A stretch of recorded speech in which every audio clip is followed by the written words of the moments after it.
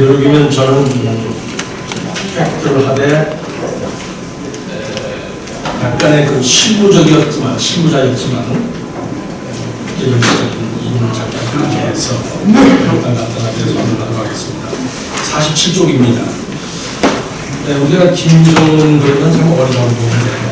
그러나 이 사람이 2011년 12월에 김정일 사왕의 승계를 집권한 후에 벌써 한국 선거를 큰 선거를 6번을 경험했습니다. 대통령 선거, 국회의원 선거, 전국 동시 지방 선거까지 겹쳤어요. 이미 한국 민주주의 또 민주주의의 꽃이라고 하는 선거제도에 대해서는 너무나 잘 알고 있습니다. 그리고 어릴 때부터 성김의 리더십을 배운 것이 아니라 민주사회에 지배와 통치의 리더십을 배운 사람이라 얼마든지 남의 그 자기 휘하에 있는 사람들의 머리를 사용할 줄 압니다. 그런데 국제정치학에서 보면 세수군주제든 국제로 되는 국체입니다. 비자유 원위주의 정권이든 사회주의 통제 질서를 갖고 있는 정권이든 그 정권은 배태적 속성이 있어요. 그게 바로 적대적, 경쟁적, 타방 정치 입장에 대해서는 관여 개입을 한다는 것입니다. 그래서 저는 이 관여 개입을 묶어서 간섭이라는 용어를 국제법이나 그렇게 제일주님이 하신 대로 인터벤션 앤 인터퍼런스레이션 약축해서 인터벤션 용어를 썼습니다. 그러면 이 다음에 북한의 한국 총선을 왜 이렇게 개입하느냐? 물론 대선도 그렇고 지방선도 그렇습니다만 기본적으로 저는 두 가지를 말씀드리겠습니다. 전통적인 기본 전략과 국내 정치 세력의 북한 변수 유인 또는 편승입니다. 북한은 그 조선민주주의인민공화국인데요. 대한민국의 국채와 그 정치 일정 모두를 근본적으로 불인정합니다. 왜냐하면 북한은 그 일제강점기 한일 무토 때의 정통 민족주의자인 영원한 주석이 조선반도에서 유일한 국가를 세웠다는 겁니다. 반면에 남조선은 이제 정령 속에서 친미 세력이 지배 개혁과 함께 48년 5월 10일 날 불법 선거로 집권한 불법적으로 태동한 반동 몰입의 원천부로 집단이라는 겁니다. 우리가 생각하고 있는 저쪽 북한애를 볼 때 방과 단체과 그 비슷한 논리. 그러나 우리는 한반도에서의 유일합법 정부를 유엔에서 승인받았죠. 차이점은 근본적으로 틀립니다. 따라서 48페이지를 보면 조선반도 남쪽, 즉 그래서 남조선입니다. 에서 이루어지는 모든 선거와 정치 일정은 불법 무효다. 당연히 간섭해야 하며 이 또한 북한이 인정할 때만이 남한의 모든 정치 일정은 유효하다. 그리고 그래서 김정일주의, 백두민족주의인데요. 유일한 계승자인 김정은이 유훈 통치한다는 논리로서 남조선 정치 일정 및 정치 지형에 마땅히 간섭한다는 것입니다. 이 실 보면 북한의 이 유명한 3대 혁명 역량이 있는데요. 국제, 남한, 또 북한 민주기제, 총체적으로 연계 운용을 하는데 여기서 우리 유동열 원장님이 자주 사용하시는 유동열 원장님의 전매 특허죠. 한반도 안보오전선. 이 안보오전선을 풀나동해서 혁명 네트워크를 구성해서 총선에 개입하겠다. 특히 해외 역량은 각종 이벤트로서 재외 국민을 유인 결합해서 현지에서의 유리한 투표를 조정하겠다는 것입니다. 두 번째로는 국내 정치 세력의 북한 변수 유입의 편성입니다. 이것은 여야를 막론하고 자유롭지 못합니다. 더 이상 제가 설명을 안 드리겠고요. 특히 2018년도 4월 27일 판문점 정상회담, 이어서 6월 10일날 싱가포르, 바로 그 다음날 제7회 동시지방선거에서 시도지사 7석 중 14석이 B 진영으로 넘어갔습니다. 다음 페이지입니다. 45쪽 쭉 되겠습니다. 그러면 역대 북한이 선거 간섭을 하는데 이거에 대한 실증적 고찰입니다. 저는 이것을 거론 공작이라고 표현해서 DP라고 하는데요. 이 더공 사례에서 나타난 절간 넷과 전술 넷입니다. 절간 전술 넷입니다. 일련의 간첩 사건 및 반국가 이적단체 사건에서 드러난 북한의 대남 총선 전략 넷과 전술 넷을 보면 우선 전략 넷입니다. 지도권에 진출하라. 국회 지방의회와 정부 지자체 등 공공기관에 진출해서 거점 진지를 구축하라. 두 번째로는 상층부 통일전선을 구축하라. 그래서 정부나 국회, 법원, 공공기관의 거점을 확보해서 혁명의 초소를 상호 연결하라. 세 번째로는 자생적 경제력을 확보하라. 그래서 다음 페이지입니다. 50쪽입니다. 국회 원내 교섭단체, 상임위원장 보좌관, 각 당 부서 연구기관, 연구원 또는 사무원 등 지분을 확보하고 대당 몫을 수령하라. 특히 국회의 산더미처럼 쌓이고 있는 각종 정부 답변서 보고들을 수합해서 보고하라는 겁니다. 네 번째로는 각천각선자를 끌어들여야 됩니다. 이 북한 애들은 이 모든 선거가 끝난 이후에 뒷마무리를 아주 잘하는 것 같아요. 그래서 심리적 보금 자리를 제공하라. 전술 넷입니다. 부호를 선정하라.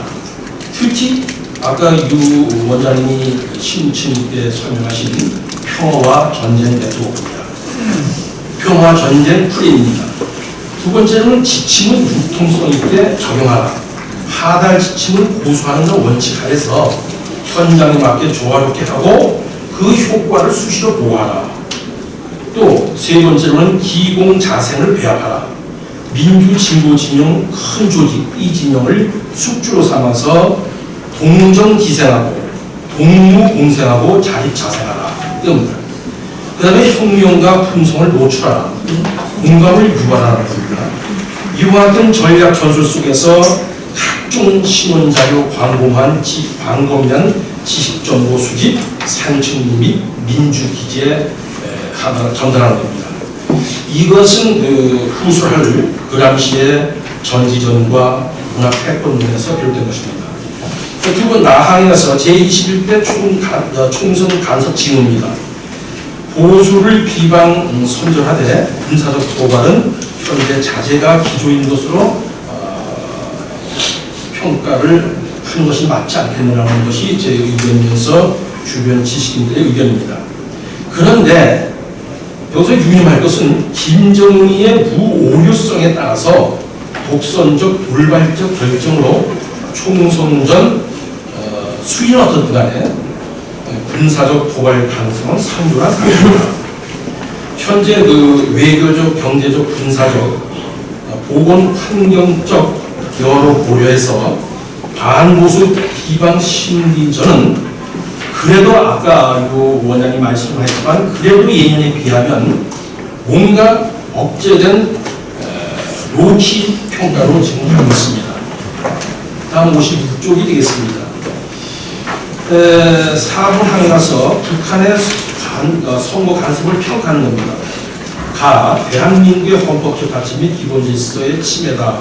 이 부분은 이채 교수님이 충분히 설명드렸고요. 자유로운 여론 형성과 흐름을 왜곡, 민심을 조작하라. 상당히 중요한 부분인데요. 우리가 흔히 자유주의와 사회주의를 구분할 때에 자유주의의 근간은 자발적인 질서, 한국적인 그 영어로는 스페인어스 오답이라는 이것을 방해하는 겁니다. 이 자발적인 자유민주 사회에서의 이 근간인 자발적인 질서를 개인적인 능력이나 의지나 지식을 강요하거나 기반해서 건전한 의사 형성을 저해하는 것이 민주주의의 기본적인 저해 방해 공작입니다. 이것은 민심의 인위적인 질서를 만들어서 사회주의를 틀거나 그 흐름에 폭발한 기술을 더하는 공작입니다. 사회 변형 및 체제 전환을 목표로 한 그람시의 전략론 구현입니다. 이 그람시의 전략론은 1980년대 초부터 대학과 지식인 사이에서 시각 교정용으로 된 임무서였습니다. 그런데 이게 40년 지나다 보니까 반세기 지나다 보니까 지금은 이 이론이 대한민국 헌법기관과 사회 전반을 지배하고 있는 이론이 될 뻔했습니다. 52쪽 되겠습니다. 핵심은 이데올로기적인 문화 해결문이 자랑입니다. 시민들의 일상생활을 통제하는 것입니다. 모든 분야의 깊숙이 침투해서 사회주의 자적인 풍성과 이데올로기로 관리하는 것입니다. 또한 사회 변혁과 체계 혁명을 위한 진지전 전개와 대중정당 활동입니다. 보통 그람시 그러면 진지전인데요. 이것은 자본주의의 안정성 및 내부성, 다시 말해 대한민국의 안정성 및 내부성을 오히려 아주 충분히 숙주로 삼아 비노출 진지 구축하는 것입니다. 아까 말한 이 진영을 숙주로 삼는 것입니다. 그래서 모든 분야에 걸친 진지, 북한은 이것을 아까 설명드린 혁명의 초소라고 합니다. 이것을 단순 호칭 이런 걸로 표현하는데요. 정과 선으로 연결해서 문화 획도를 확대하고 대중 정당화하라. 이 정당 제도가 생기면서 이것은 절대 군주 시대에 있었던 것을 정당이라고 하는 것은 현대 미국 정치에서 이 군주와 같다. 그래서 현대 군주라고 합니다. 그런 식으로 따르면 이 대중 정당화하고 그리고 결정적 시기에 이 진지전을 폈던 혁명 요인들하고 기동전을 폈던 요인들이 합쳐서 대중정당 합동 투쟁을 하고 사회주의 체제로 전환한다 라는 것입니다. 평가를 보면 그 당시의 사회주의 혁명론은 마르크스의 공산사회 필연론이나 레닌의 풍문과는 다른 사회주의적 의식 개혁을 통한 사회 변론과 체제 전환 혁명론입니다. 다음 대응 방향을 설명드리겠습니다. 이제까지 제가 실제 팩트와 약간의 이론을 겸비 말씀드리는데요. 대응 방향에서 다 다층적이고 중첩적으로 대북 감시 대응이 필요하다. 북한의 대남 공작 사업 기관은 앞에 설명드린 3대 혁명 역량 5전선 입체 가동입니다. 이거에 대항해서 대한민국가 안전의 보장과 헌법적 가치 질서 수호는 국가의 기본 책무입니다. 따라서 각 국회 각 상임위원 및 소속 위원들은 개별 유세 법문과는 관심이 특히 기이한 시점입니다. 정부의 국방위, 외교 통일이, 과학기술, 정보통신 위뿐만 아니라 행정 안전위 등 그 북한의 대남 커넥션 및 선전선동 관련 상임위원회 특별위원회를 완전 가동해야 됩니다. 설령 B 진영이 말을 안 듣더라도 단독적으로 또는 B 진영을 설득해서라도 계속 상임위를 가동해서 대정부 질문해서 대북 관리 통제 및 강력한 대응 견해를 해야 되겠습니다. 북한 요인이 대한민국 정치 일정의 독립 변수로 되지 않도록 완전 퇴치할 책임과 그 어느 때보다도 중차하다고 보겠습니다. 유불 및 판단 결과 활용할 때는 신중할 필요가 있다. 북한은 한국의 총선 레이스를 객관적으로 관찰해서 주관적 판단으로 접근합니다.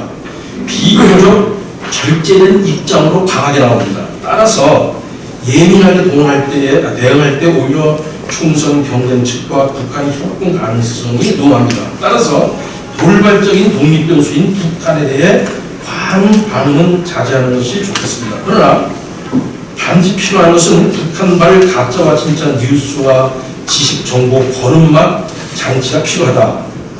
월도 프리만은 거짓을 탐지할 정보가 없는 사회는 자유가 없다라고 했습니다. 진짜 정보를 알 국민의 권리를 강조하는 말입니다. 다음 페이지 되겠습니다. 북풍에는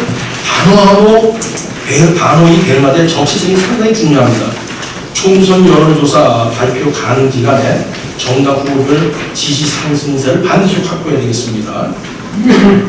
그러나 확실한 상승세 또는 기선 제약 때는 총선 후 관리 대응 전략을 B 지역이나 북한은 모색할 것입니다. 구사회주의권 대륙 블록을 계속 주시해서 간섭 전략 부착되는 가점시 대응을 해야 되겠습니다. 이 진영 지지 정체가 추락하는 관성이 볼 때는 북한의 관여 개입 가능성이 예상됩니다. 이 지형의 일방적 대북 구애는 성사될 것인가를 검토해 볼 필요가 있습니다. 중국이 현재 코로나19 우한 폐렴과 시진핑 통치력이 손톱을 받고 있는데요. 3말 4초 방안이 과연 강할 것인지, 그래서 아마 2월 24일 날 중국 공산당 지도부가 3월 초에 예상되어 있는 양회를 전국 전임대와 정협입니다. 양회를 지금 연기할 것 같습니다. 그렇다면 3말 4초 방안은 물건하지 않겠는가 이렇게 봅니다. 또 러시아는 러시아 정부가 계신데요. 푸틴 방한 조건에 엄청난 대가를 요구하고 있는 걸로 알고 있습니다. 그래서 명분 자체가 부재고요. 마지막으로 라반입니다. 아까 그 유원장께서 말씀을 잘 해주셨는데요. 전쟁과 평화는 상습적 이분법 프레임의 공격적 대응이 필요합니다. 단호하고도 명쾌한 논리적, 언어적 대응으로 오히려 공세로 전환되었습니다. 태용호 전 북한 공사가 영입의 B 진영이 벌써 프레임을 시행하고 있는데요. 2월 17일자 언론을 보면 태용호 공사가 뭐라고 잘 답변을 했냐면은 북한 눈치 보는 정의롭지 못한 평화 쇼대 주동적으로 지켜나가는 정의로운 평화다, 대결이다. 무엇이 옳은가라고 아주 강하게 지적한 걸로 보도를 통해서 알게 되었습니다. 다음은 로마의 현실주의적 안보 격언을 의도적으로 오역해서 보수 우파를 공격합니다. 베게티우스의 군사학 논구에 평화를 원하거든 전쟁에 대비하라인데도 불구하고 B 진영이 북한이 주장과 마찬가지로 평화를 빙자한 전쟁 준비하라며 모두 의도적으로 왜곡하고 있습니다. 자유애국 평화세를 공격합니다. 그래서 이에 대해서는 코끼리는 생각하지 말라는 유명한 저술을 낸 미국의 조지 레이코프는 공격자의 공격을 그대로 쓰지 말라고 조언합니다. 경쟁자나 공격자의 언어로 반박하면 오히려 프레임에 강해진다. 1972년 워터게이트 사건 당시에 리처드 닉슨 대통령은 기자회견에서 나는 사기꾼이 아니다라고 외쳤다. 그가 스스로 사기꾼 프레임 틀을 제시함으로써 논란이 증폭되었고 되레 닉슨은 사기꾼이란 이미지로 미국인에 가게 되었다는 것입니다. 김정은은 대한민국 B 진영이 불종적인 저자세 평화 세력을 잘 간파하고 있습니다. 또 B 진영을 사입하고 있습니다. 따라서 A 진영은 역프레임 틀로 단호히 대응을 합니다. 아까 이 예를 말씀들 하셨는데요. 전쟁은 거부한다 하지만 침략과 도발에는 전쟁도 불사한다. 굳건한 평화냐 힘에 의한 평화냐. 대한민국 헌법은 침략적 전쟁을 부인한다. 하지만 침략을 받거나 적이 도발할 때는 비굴하게 대화하자며 구하라는 평화는 백한다. 대한민국의 헌법이냐 김정은의 신기냐, 김정은의 최고 존엄이냐, 대한민국 국민의 자존감이냐, 누가 자유민주주의 체제 수호자인가, 어느 쪽이 진짜 자유주의, 자유애국 진영인가입니다. 이상으로 저희 간단한 토론을 마치겠습니다. 감사합니다.